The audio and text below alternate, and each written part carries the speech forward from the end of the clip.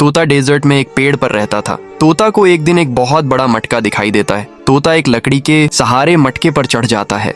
तोता देखता है कि मटका पानी से भरा हुआ है। तोता तुरंत समझ जाता है और एक पाइप को मटके में लगा देता है।